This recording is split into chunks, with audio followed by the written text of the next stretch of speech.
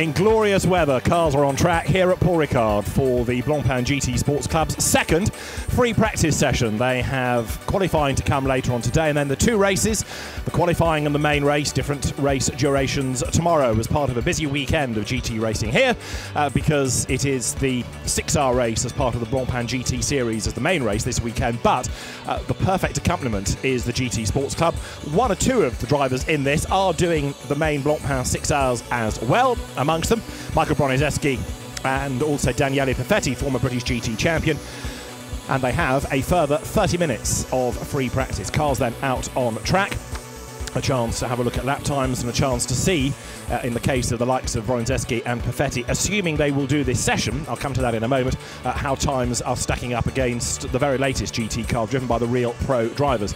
The question mark over whether those two are going to do this session is because there is a feeling that if you do all of the track time for this and all of the track time for the Blancpain GT Series, you are very much with an advantage against your GT Sports Club rivals because you've had so much more mileage over the course of the weekend. So it is suggested that Bronizeski and Perfetti only do qualifying and not the free practice sessions, just to try and equate things a little. The championship coming here after two races at Misano and two at Silverstone is being led by Anthony Pons with Cedric Lima, and then the absent John Minshaw, who dominated at Silverstone second and third. John was doing that really by way of testing for British GT, and it worked out pretty well for him because he took those two race victories. And Daniele Perfetti, who has only done Misano, he is currently fourth ahead of Karim Auger and then Nico van Dierendonk. We had free practice one earlier. Alex Demirjian, the Lebanese driver, was the fastest, as you look there at number 7 Ferrari of Luigi Lucchini. Now, Alex Demirjian was a class winner in the AM Cup at Monza in the very first Blancpain GT Series Endurance Cup round of the year, but we haven't seen him in that since. Perhaps like one or two other AMs, he decided that it really was so competitive, he'd be happier doing this championship instead, and so he has moved across to this and was fastest by 0.2 of a second from Anthony Pons in that earlier running. There is not only the overall contest, but there is the Iron Cup as well for the older drivers, those that are over 60 years of age. Steve Earle has been the man to beat there with 3 wins out of 4 races, and Klaus-Dieter Frers was the winner of the first race at Misano at the very start of the championship season. You get points in both races, although of course, just like the Blancpain Sprint Series, the Sprint Cup, it is a reduced number for the first of the 2 races, the qualifying race. So the target time is a 2 minutes 10.0, and we'll see as this session unwinds how those times are going to fare with the track time afforded to the drivers. They can use it as they want. They can hammer out and do a race run. They can come in and make pit stops and make changes if they so require. But for many of them, it's a case of learning the circuit, because although the GT Sports Club was here last year, it's a rather different looking entry. And there, as you see, Luigi Lucchini riding the curb. He's another of those newcomers to the circuit.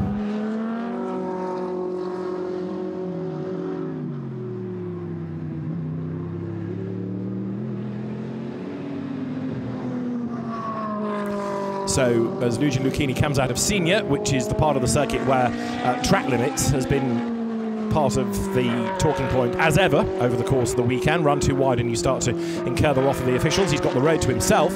Luigi Lucchini at the wheel of the BMS Scuderia Italia, as a famous team name, run 458 Italia GT3, so it's one of the older cars, the 458, but still competitive. And this is the nice thing, or one of the many nice things actually about the GT Sports Club, is that you have a real mix of car. It's not the very latest GT3 car exclusively. We've had BMW Z4s on the grid, we've got Lamborghini Gallardos, we've had also some of the earlier Mercedes AMG SLS GT3s, and with a real mix of car and driver experience as well. It does bode for some very good racing. Over the line goes Lucchini then. He does a 2:13.444, and that compares to the 2 minute 10s that people were doing in the free practice session earlier on in the day. Over the timing line there is the distinctive green Lamborghini, car number 18 of Daniel Voigt. It sort of looks like a Grasser Racing Team car, doesn't it? But it's entered by HP Racing, and that is the Harry Prochik team. Harry Prochik himself we've seen in a variety of GT categories over the years, as well as touring car classes in fairness, and Daniel Voigt is at the wheel of that car, having raced in the German DMV, the now defunct saloon car category before coming into GT racing really this season with this Huracan. So increasingly people are getting their hands on the modern technology, but it's taken a little while to get there. And Coach McKenzie, the pseudonymed German driver with his Huracan, forsaking his Gallardo for this year, he's now gone fastest on a 2 minutes 12.253 with the hugely experienced Claude-Yves Gosselin. Second fastest, Claude-Yves, if you've got a long memory, you'll remember in Formula 3000 in the 1990s. Then he had a spell with Paul Belmondo's Viper team and has been in and out of the main Blancpain GT Series for a few years, but has found quite a content home for himself, I think, here. And then behind him, you've got Cedric Lima, who was the runner-up to Anthony Pons at Misano and runner-up to John Minshaw in the first race at Silverstone and on the road in the second, but he then got penalised for track limit abuse and fell down the order, but he's going to be one to watch as well.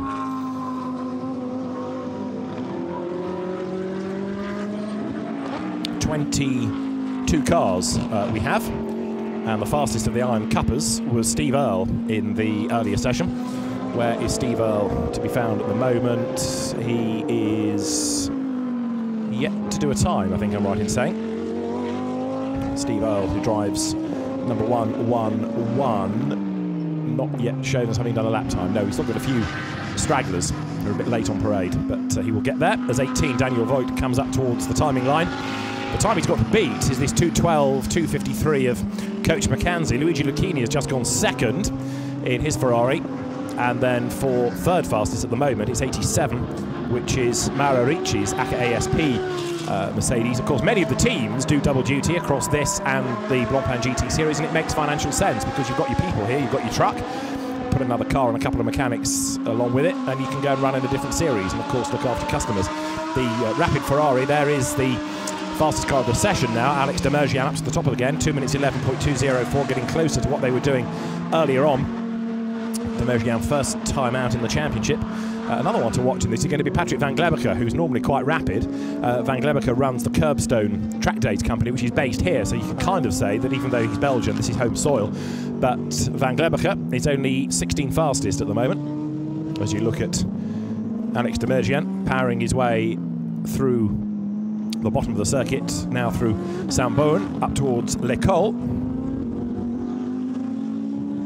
And then in a moment onto the Mistral Straight, so speed building all the time at this point as he comes then now down towards the midpoint of the straight, with 30 minutes being this session. And unlike the Blancpain GT Series, these cars using the chicanes, so slows the pace, which is a good thing for a largely amateur entry. And it also makes the approach to senior a little bit safer as well because you're not travelling quite so quickly. Carrie Moget, another hugely experienced driver, he has now gone fastest on a 2 minutes 10.676.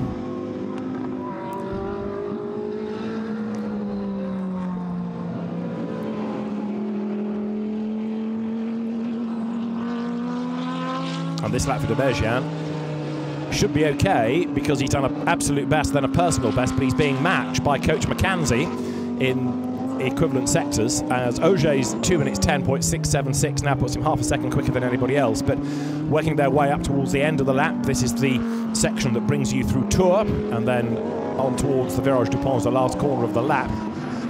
This is the final left of Tours. Virage du Pont is the tight right that brings you onto the pit straight. Good drive out of the corner, always needed. And Alex Demergian then heading up towards the timing line. Now, Patrick Van Glebeker in 4.88 is another man on a mission because he's done an absolute best in the middle sector and a personal best in the first. Let's just see. Demergian, first of all, goes over the timing line. And that lap is slightly slower. It's a 2 minutes 10.964, so he's a fifth of a second back. Getting a replay of track limit abuse good and proper at Signe, and just skimming the markers is the Ferrari. So Alex Demergian pressing on, that's for sure. But Van Glebeker in 4.88 is the next one to watch. You've got a couple of spinners being reported as well. Frédéric Jean-Marie Fangio is one, and Anthony Pons, championship leader, is another. Now, Pons is flattering to deceive a little bit at the moment because he's not really done a proper lap time. 14 fastest he is. There in 17 is Coach McKenzie. And Patrick Van Glebeker goes to the top of the time. So Van Glebeker is the fastest, 2:10.667 now, by just 9 thousandths of a second. What we don't have, I think I'm right in saying, is either Michael Bronizeski nor Daniele Perfetti. So as predicted, they are going to do qualifying, but not these free practice periods. We need to factor them in when we do get to qualifying later on this afternoon, of course. So there, through the chicane goes Coach McKenzie. Back onto the power and sprints his way now down the remainder of the Mistral Straight. Of course, Paul Ricard, after many years of closure to public race meetings, operated as a busy test track, and therefore you'll find these days, more than when it first opened in 1969, an awful lot more configuration of circuit. There's another one there to the right, which allows different uses for different things all at the same time. So like a number of modern venues, the circuit has to earn its keep throughout the week, not just on race meetings. And the more things you can be doing with the circuit, the better. Coach McKenzie, though, up towards the end of this lap, he started it 4th.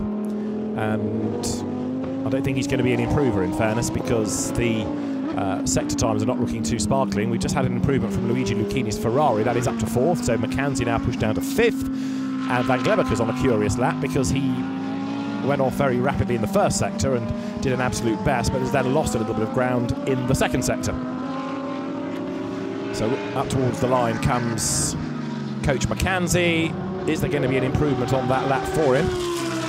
Goes through and doesn't improve, stays 5th fastest.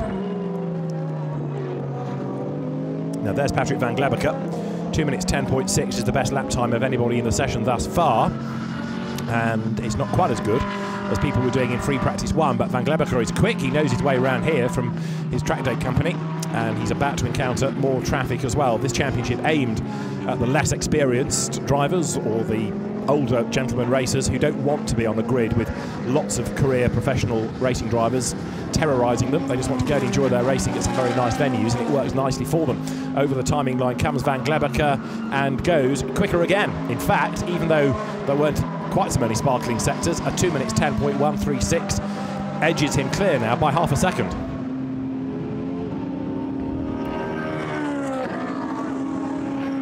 More improvements come, and one of those has just been done by Alexis de Bernardi, number 65. He was quite spectacular here last year. Seems to recall him getting involved in an incident on the Mistral, but Van Glebeker, who also was involved in that and had some car damage, pushes on.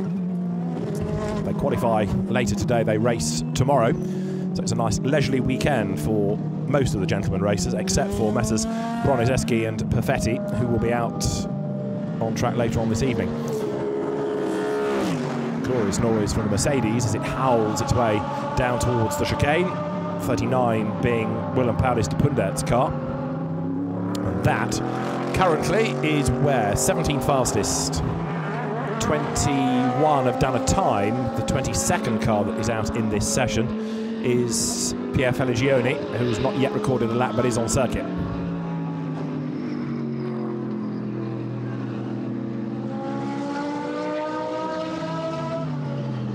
So de Pundert through Signe, and then towards the long right-hander of Bosse, out of which, after the sort of grunt and go start to the lap, now it becomes a bit more technical because you've got to work your way through Bendor into Village and then Tours,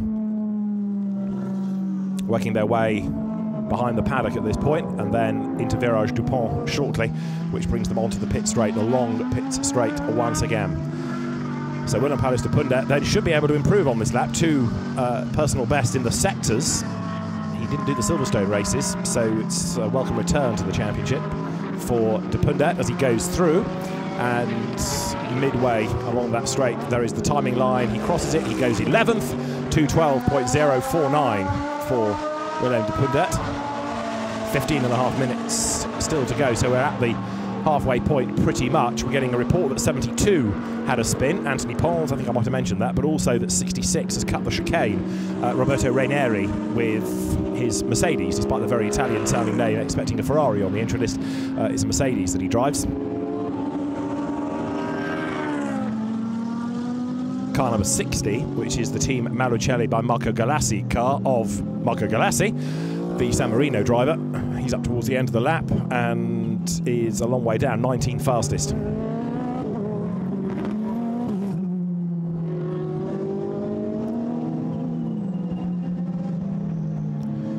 So who else have we got that might be an improver before the end? Feligioni needs to, because he's not done a lap time. Slowest is Raineri, and 20th is car number 50, which is Louis-Philippe Cernan, who normally is a front runner within the Iron Cup, but not really delivering at the moment.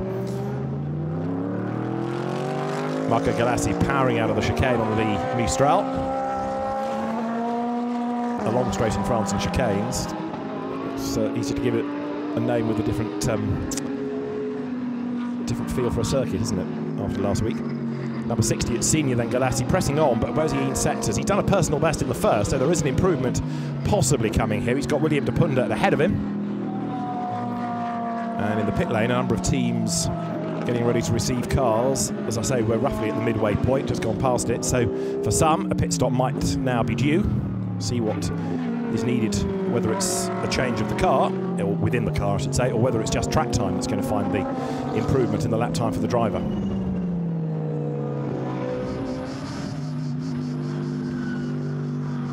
Through goes Galassi then. We've had an improvement from 87 Mauro Ricci up to 5th quickest. 7th now has gone Claude-Yves Gosselin, who by rights you would have thought ought to be the driver to beat in this, given his experience and the amount of racing he's done and the amount of success he had in the Viper days with Belmondo in GT. But Gosselin doesn't yet to win a race, I think I'm right in saying, in the Blancpain GT Sports Club. Over the timing line go the Ferraris. Marco Galassi did improve by only one spot up to 18th. 488 Patrick Van Glebacker then in the very scarlet Ferrari. Completely blood red, turning its way now through Verrières, which is the first sequence of corners, and then on towards the chicane. There's this fast section before you get to the bottom of the lap where there's the chicane and then the right at Saint-Bern that loops you round towards L'École and the Mistral straight. The next Mercedes over the timing line, Roberto Raineri, whose last lap was a 2:17.079. Gosh, he missed out on his own best by 0.08 of a second.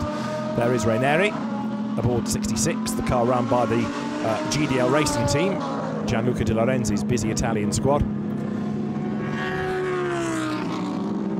12.5 minutes still to run of this session.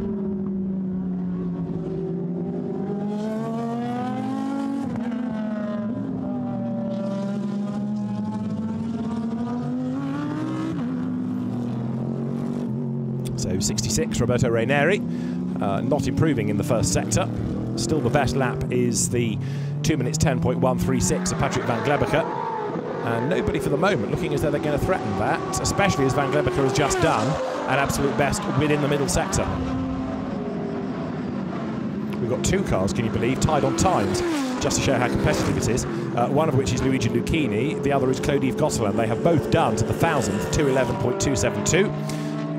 Van Glebacker with 11.5 minutes still to go, heading up towards the timing line shortly, but he's got traffic ahead of him. Bit down in Sector 1, personal and indeed absolute best in Sector 2. And Van Glebacker then now turning his way through the last couple of corners out of Village and then Tours, Virage du Pont Beckens. All of this being done in extreme heat. Almost everybody is saying how stiflingly hot it has been all weekend. And Van Glebacker, despite the good middle sector, has bailed from the lap. He comes into the pit lane.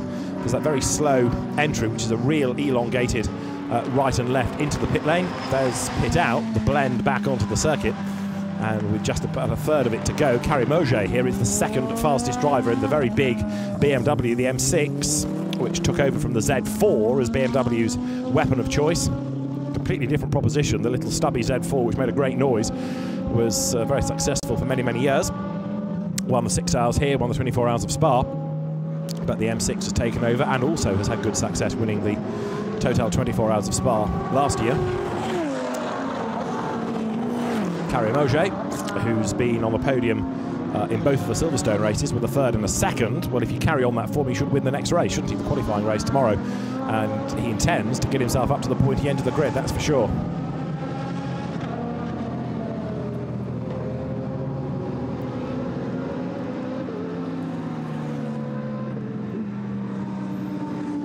Through senior goes Carrie Moget, experienced in not just GT cars, but sports prototypes, but also, if you have a long memory, you might recall Formula Palmer Audi a long, long time ago, when it was catering more for the AMs, the gentleman racers. But Carrie Moget, a great enthusiast, and finding himself stuck in traffic here as well. He's got the Lamborghini to dodge past, which he does, but the lap, in fairness, was never looking that startling anyway. It was down in both sectors 1 and 2, so although Carré presses on, I don't think there's going to be any improvement, certainly not with the traffic either getting in the way there, which was whom?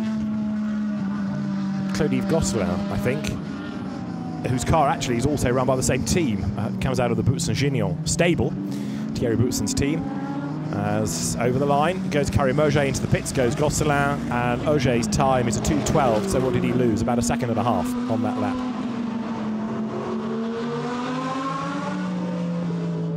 '22 in the meantime is still pushing on, this being the Ferrari of Alex de Mergian. We've had a number of cars changing numbers over the course of the weekend, and the AF Corsa entry is one of them. It's the 488 GT3. As we've seen, there are 458s out there, plus BMW, plus Lamborghini, plus Mercedes. But Ferrari, the weapon of choice, I think, numerically, as up towards the exit of the chicane on the Mistral. Now comes Alex de Mergian.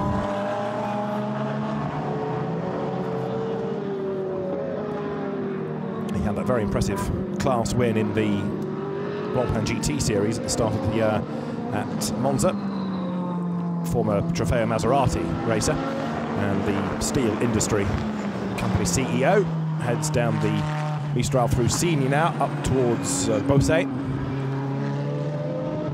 with all of the very patriotic painted runoff with the special paint that's there to try and retard the progress of the car. And it certainly makes for a colourful circuit, but if you stare at it for a bit long, one or two of the drivers saying that it makes you feel actually seasick. And after a long stint behind the wheel of the car, you come out feeling a bit green around the gills. Hopefully, with a 25 and a 40-minute race, it won't affect these drivers too much, but those that are doing a 2-hour stint in the Blancpain GT Series race this evening might feel differently. Up towards the timing line then comes de Mergian.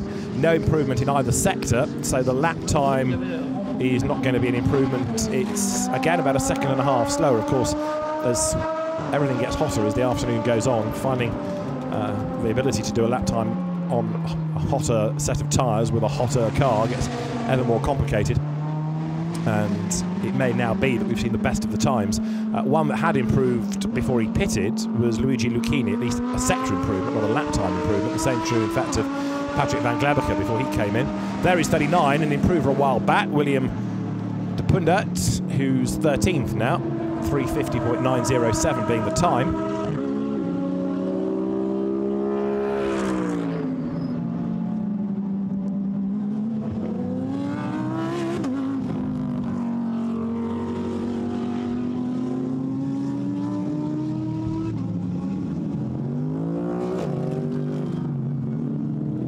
So the Mercedes up now through Saint-Beaune. We've got just over 6.5 minutes to go, and as he accelerates through L'École now onto the Mistral straight, road pretty clear up the road ahead.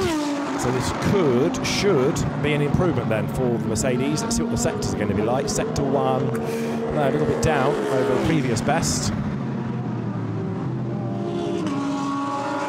Into the chicane, this car being run by the HTP Motorsport team. So HTP, the German squad, another taking the opportunity to run more customers in more championships at the same event. So there's the financial benefit to the team of being able to run lots of cars across a race weekend. It also means that they're going to be here tomorrow for the 2 races. Their work is not completely done this evening, even though the main GT team will have completed its work tonight.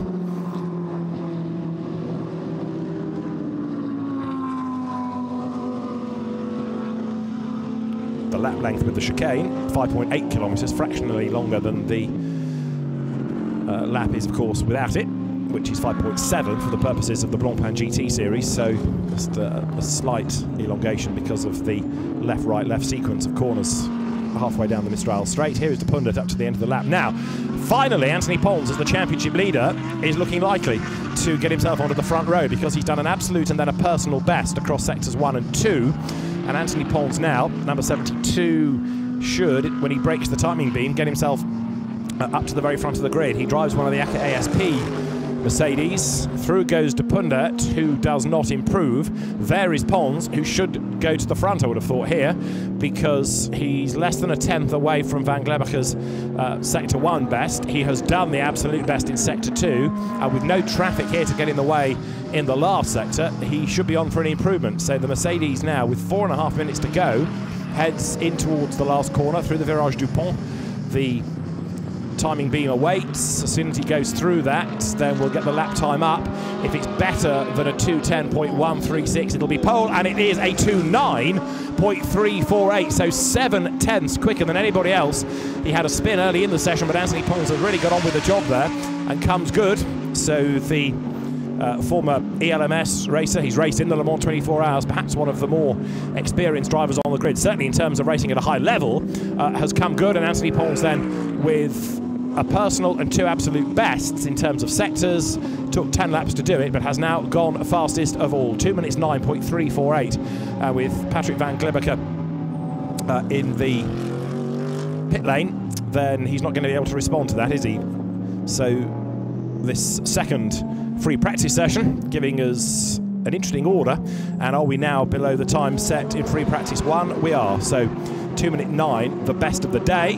Qualifying to come later on, which will determine the grid, although they're still pushing on actually, even though this doesn't affect the grid. 87, which is Mauro Ricci, is now on a demon lap as well. He's done an absolute best in the first sector, so it's another of the Mercedes looking good.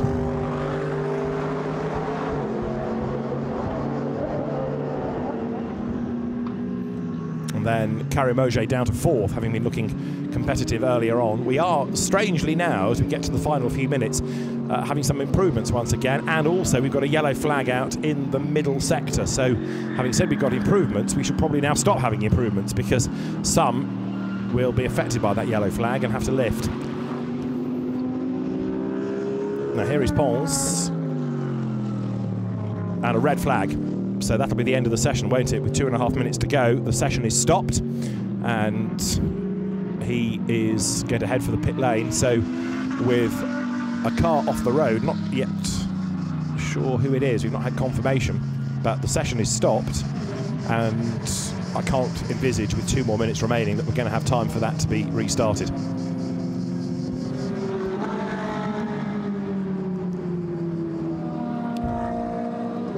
So there the flags wave, everybody slows right down, and Alain Adon, the race director, sees on his monitors a car off the road, gets the report that it's in an awkward... Ah, there it is, one of the Lamborghinis, and it's on the Mistral, and is that the Voigt or McKenzie car? Either way, it needs retrieval, and the session, as I was saying, will not be resumed. So an early stoppage, only by a couple of minutes, but they lose a little bit of mileage. If it's a qualifying session, of course, then the clock stops, but for free practice it ticks on down, and the session comes to a slightly premature halt. So the cars will make their way now into the pit lane, and that is the end of free practice 2 for the Blancpain GT Sports Club. Qualifying to come a little bit later on in the afternoon, where we will finally see the grid determined, and of course we'll also be able to factor in Michael Broniszewski and Daniele Perfetti, who will be on track for that session as well. There's Luigi Lucchini heading for the pit lane.